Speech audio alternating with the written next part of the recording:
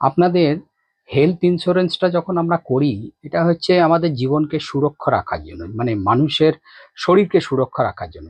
আর সবচেয়ে বড় প্যাথেটিক সময় হয় যখন হয়তো মেন পলিসি হোল্ডার সে হয়তো অসুস্থ হয়ে নার্সিংহোমে বা হসপিটালে ভর্তি থাকে, তার spouse in the sense of wife যদি সেই মুহূর্তে ইন্স্যুরেন্সটা তার কাছে একটা বড় ভরসা হয়ে থাকে, কিন্তু সেই ভরসাটা সম্পূর্ণভাবে জলঞ্জলি হয়ে যায় যখন সে শুনতে পারে বা বুঝতে পারে তার ওই লেজিটিমেট ক্লেমটা, মানে তার ক্লেমটা যদি ক্যান্সেল হয় বা রিজেক্ট হয়।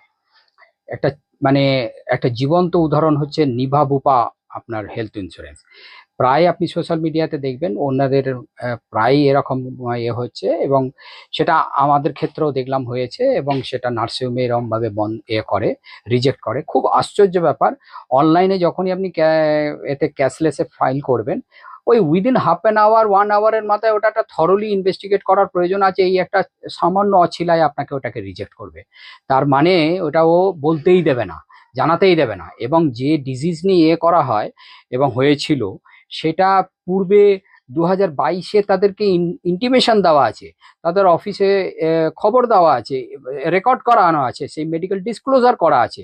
পরবর্তীকালে গিয়ে বলছে সেই ডিজিজ নাকি অনেক আগে তৈরি এবং অনেক এতে মানে প্রায়র অফ পলিসি এতে তৈরি।